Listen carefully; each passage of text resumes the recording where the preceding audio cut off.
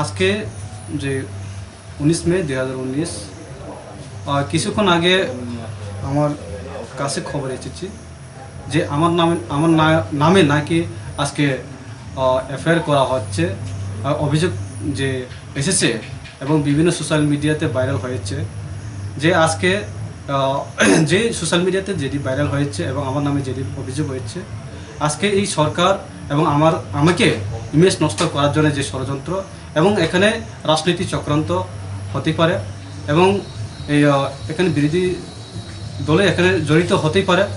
আজকে আমাদের যে আমার নামে যে বিভিন্ন ফেসবুক বা সোশ্যাল মিডিয়াতে যে জায়গা আইটি করে, হয়তোবা আমি এই যে জনপ্রতিনিধি হিসাবে আমি সবার সাথে কথা বলতে পারি এবং জনগণের সেবা করার জন্য, এবং একজন জনপ্রতিনিধির দায়িত্ব জনগণের সেবা করা এবং বিভিন্ন প্রোগ্রামে যদি আমি অনুষ্ঠানে যদি যাই, যদি একজন জনগণ একজন পাবলিক যদি আমার সাথে যদি দেখা করতে চাও এবং আমার সাথে যদি কথা বলতে চাও, সেখানে আমি অপোজ করি না। আমার ব্যক্তিগত তরফ থেকে আমি সবাইকে ওয়েলকাম করি, আমি স্বাগত জানাই এবং জনগণের পাশে এবং জনগণের সেবা করার জন্য জনপ্রতিনিধি হয়।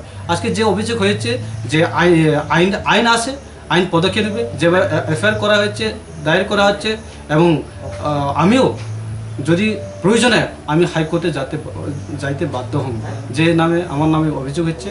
এবং আমি আজকে অজানা যে আজকে নাকি আমার নামে অভিযোগ হচ্ছে যে আজকের দিনে নাকি মান্দাই পিএসএ নাকি আজকে অভিযোগ এফআইআর করা হচ্ছে। আমি সঠিক সেই রিপোর্টটা পাইনি যে কি কারণে আমাকে যে অভিযোগ করা হয়েছে। এই কথা হলো আমার আজকে এই যে স্টেটমেন্ট, প্রয়োজনে আমি আগামী দিনে আরও স্টেটমেন্ট দিতে প্রস্তুত যে যদি জনসাধারণ যদি যেভাবে অভিযোগ উঠেছে সেটা আইন আছে, আইন দেখবে। নমস্কার।